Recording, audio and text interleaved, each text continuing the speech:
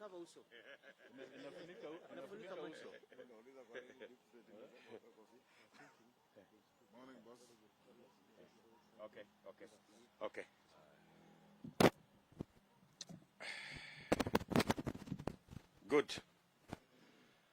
Good morning, ladies and gentlemen, and welcome to this press conference of the Kenya Kwanza Coalition. As you all know, the day we've all been waiting for is beckoning. Tuesday, August 9th, 2022, is a very blessed day. It calls upon you and me, the citizens of Kenya, to perform a sacred duty for our country. We are going to elect our leaders for the next 5 years. Our Constitution invites each one of us on Tuesday to choose from among us those we prefer to determine our lives and that of our families and the destiny of our beloved country, Kenya. I invite all of you, my fellow citizens of Kenya, to be purposeful and deliberate as you vote.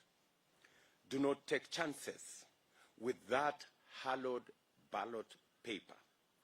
It is all you have got to choose between stagnation and progress, between the way life is and what it ought to be. We in Kenya Kwanza recognize and appreciate that every Kenyan is called upon to take a vote under very strenuous circumstances. The economy is in dire straits. The high cost of basic commodities, such as food and fuel, should never be this harsh. Indeed, life has never been this bad in our country. Kenyans have received a terrible beating. We cannot afford to put food on our tables for our families. We cannot afford to pay school fees. We cannot afford to pay for our health. And even transport bills are a big problem. Yani imefika wakati hata hakuna ugali sosa tena. Small businesses have closed shop. Others are barely hanging in there because the cost of doing business is terrible. Imekuwa biashara ya karata ya pata potea. For the farmer, you are now walking on productive land that is not cultivated. You are not able to tend to a healthy crop. It is no longer, and it is no wonder, we have an ugali sosa crisis. Unemployment is soaring. There is even less wera ni wera. We are all victims of an economic management system gone rogue on us.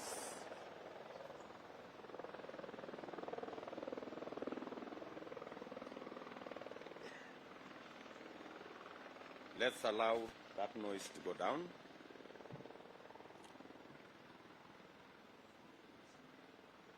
Thank you very much for your patience. Let me repeat that statement. Unemployment is soaring. There is even less wera ni wera.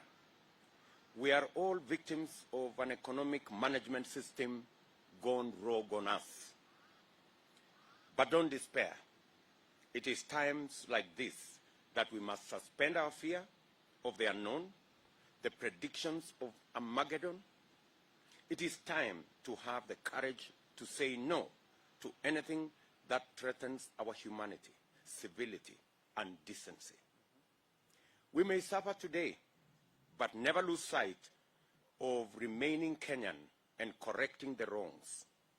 In any case, Vindu vichenjanga. To do that, we must believe in a better tomorrow. But it is our duty to make that better tomorrow. Let's not surrender to skeptics, those who insist there is nothing wrong. This is the essence of your vote, to choose leaders who will make decisions to better your lives. And the choice is between promise and guarantee. Remember, Kenya Kwanza is your guarantee. Usipotezee wakati huu. Kenyans, we have worked with you on this journey of reflection on how to remodel our country. We have come to you where you live, everywhere in our country. We have listened to you and heard you very, very clearly. We know your hopes, your anxieties, and we also know your fears. We assure you that we are not about to let you down.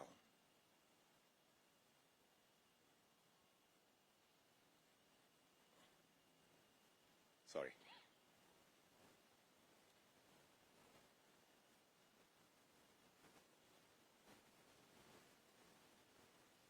Good, thank you. You have given us your attention. You have given us your ideas.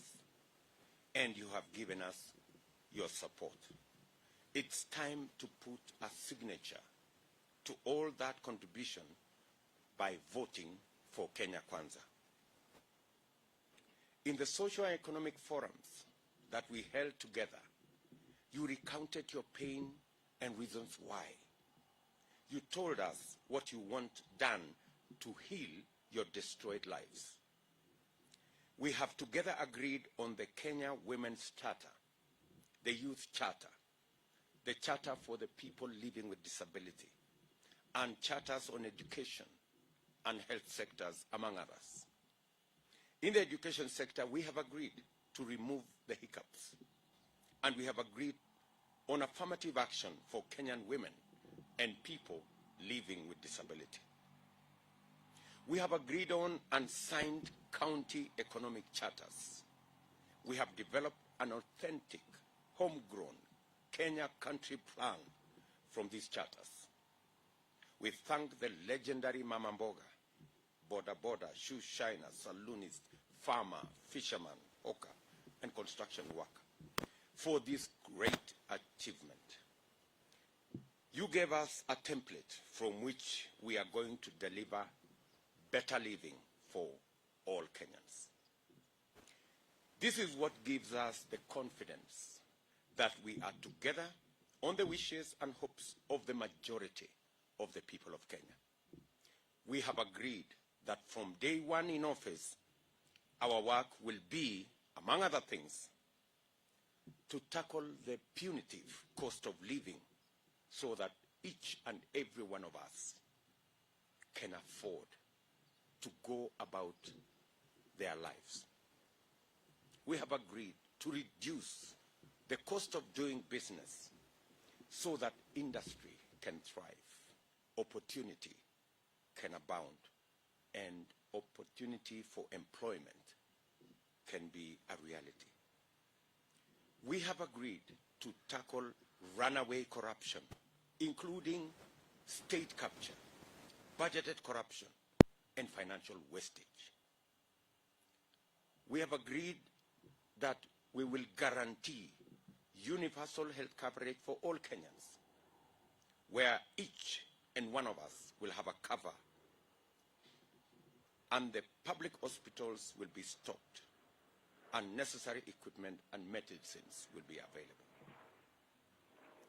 We've agreed that we will arrest the draining public debt through forensic identification of wasteful borrowing for non-essential expenditure, so as to reduce the snowballing high taxation. These measures will provide relief and space for initiation of the Kenya Kwanza Guaranteed Comprehensive Flagship Programs, which among others include the re-engineering of our agricultural production for food security, agro-processing, and manufacturing, including cash crops such as tea, coffee, rice, sugar, macadamia, cashew nuts, pyrethrum, livestock farming, and many other sectors that we discussed with citizens across Kenya when we engaged them in our economic fora. And as I said last night, we reached out to close to 100,000 Kenyans in our economic fora. We will be streamlining support for micro, small, and medium enterprises so that they can have access to credit. We can improve on their incomes.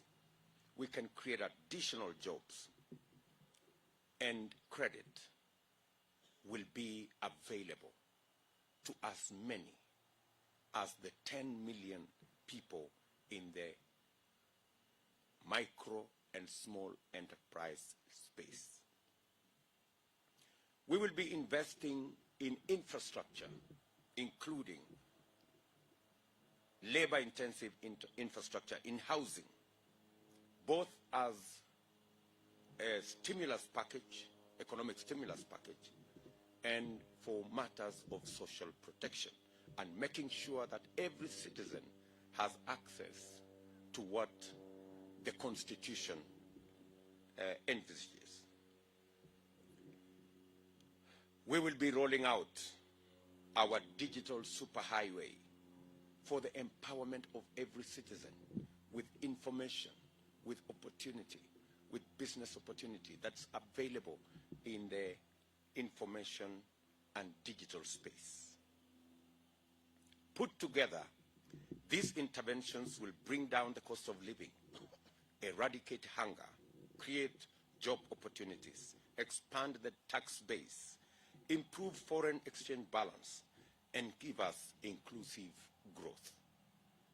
In the Kenya Kwanza plan, we are very clear and deliberate about the implementation schedule. We know what are the quick wins. We know what should be done in the short term. We're very clear about what to do in the medium term. And we are very certain about what to do on the long term. We also know what should not be done. It is because we have this clear plan of action for Kenya that we reiterate our call for and commitment to peaceful, free, and fair elections. We demand that the recent maleficence in attempts to twist the elections must stop. We want a calm country after elections so that Kenya Kwanza can embark on its plan for Kenyans without any delay. We want to tell the world that Kenya Kwanza, we are committed to a peaceful election. We will not contradict our vow to uphold peace. We ask every supporter of Kenya Kwanza across Kenya to conduct themselves peacefully, to vote peacefully, and wait for the results peacefully. We submit to peace, not because we are shy or fearful, but because we understand the need to have an environment to invigorate our ailing economy that needs all of us to fix immediately after the election. For this reason, we reassure all investors, local and foreign, of protection of their enterprises and businesses. We welcome all the local, regional, and international partners of goodwill to come and assist in reawakening the giant that's the Kenyan economy. Ours is a coalition for change, and we invite you to be part of this change. Our policy is that there is everything for all of us. Kenya is a land of plenty, but only if we can bake the cake together and share it together. Indeed, any interference with the elections or sabotage of elections by rogue state functionaries will be a betrayal of Kenya's right to build a functioning and inclusive economy. It is to overthrow the Kenyan dream for a better and brighter tomorrow. Kenya Kwanza remains hopeful and vigilant and will not be part of any scheme to undermine or to sabotage the election. Let each functional institution offering support to IEBC keep to its lane and leave to IEBC its mandate to conduct elections without any interference or blackmail or intimidation. We believe that IEBC have the capacity to handle this election. We believe that the men and women in the IEBC have what it takes to deliver a free and fair election. All arms should be kept off.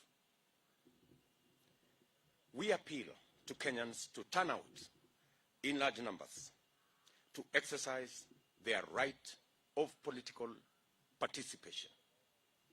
We implore you, all Kenyans, to ignore intimidation or coercion or bribery or blackmail, and also ignore the lies.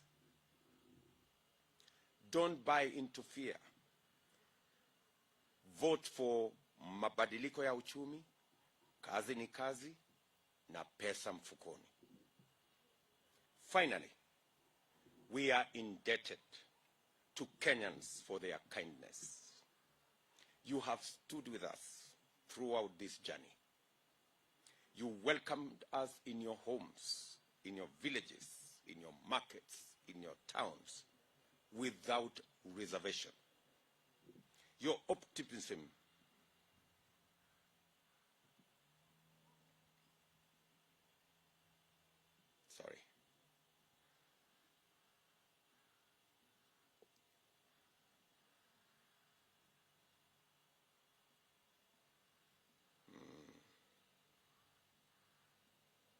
Good. Finally, let me take that again. Finally, we are indebted to Kenyans for their kindness. You have stood with us throughout this journey. You have welcomed us in your homes, your villages, your markets and towns without reservation. Your optimism kept us going. At some stages, it has been a rough journey, but fulfilling all the same. Victory is beckoning.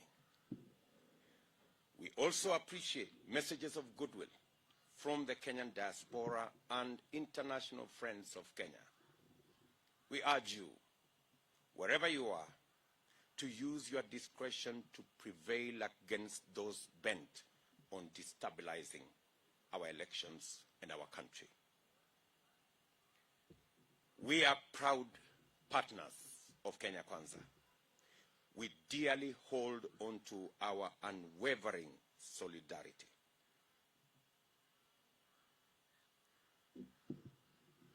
And let me take that again. We dearly hold on to our unwavering solidarity and studious commitment to the ideals we stand for. We are proud to have made this an issue-based election focused on the economy, away from trivialities and personality cults that have characterized our previous elections. Kenyans and Kenya's strategic importance in the region and internationally must be safeguarded by all. This is what has brought us to this age of victory. We pray in the words of our national anthem. Let one and all arise with hearts both strong and true. Service be our earnest endeavor.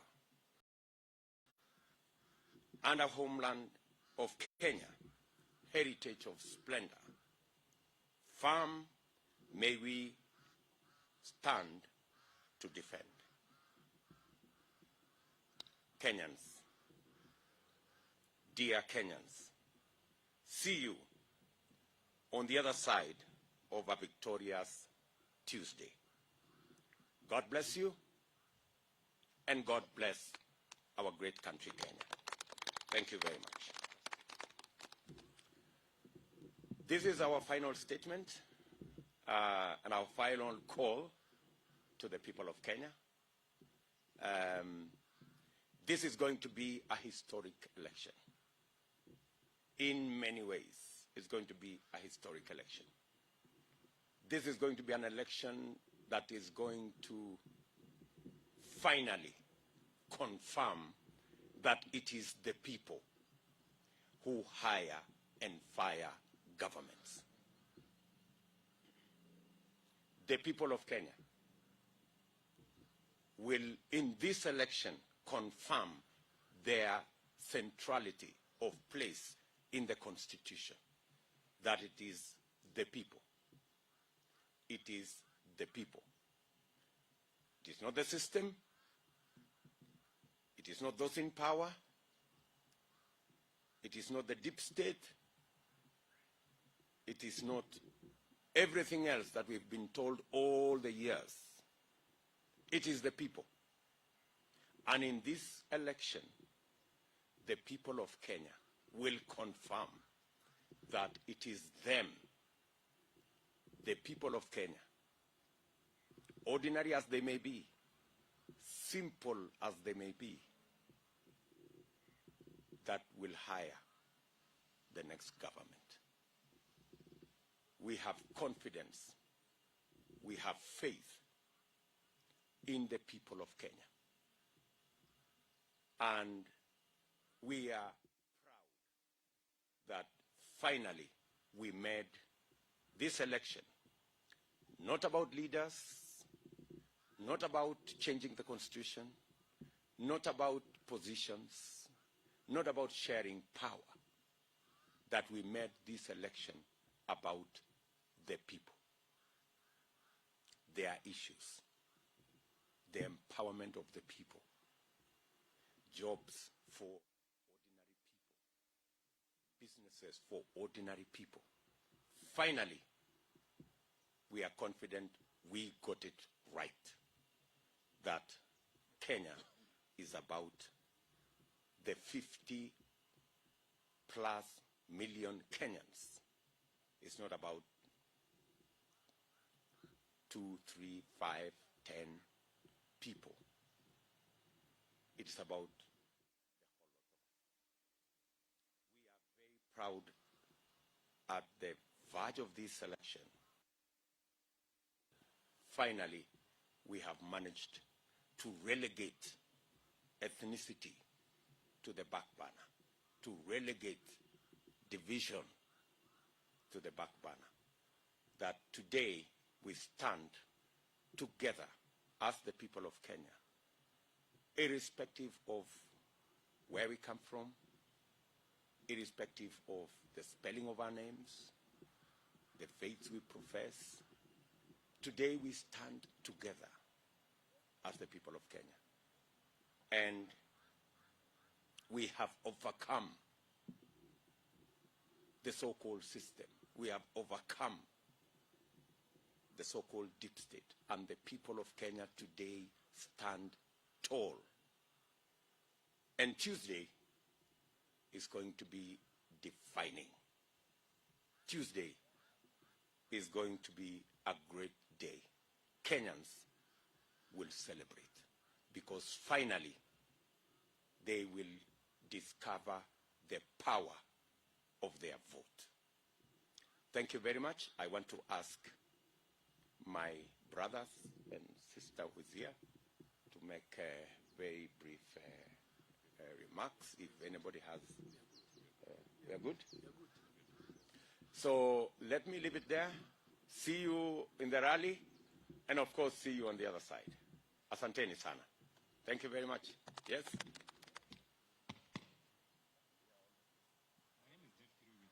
Yes. Yeah.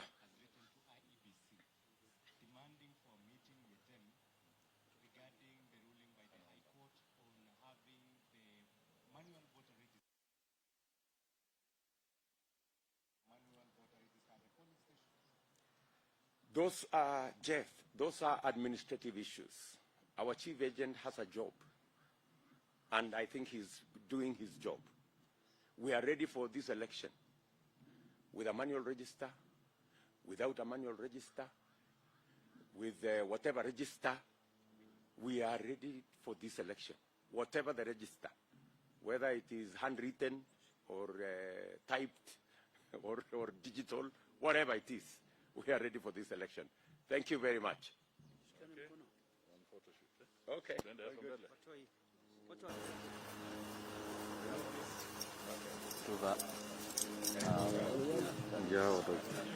Bos, nama bang?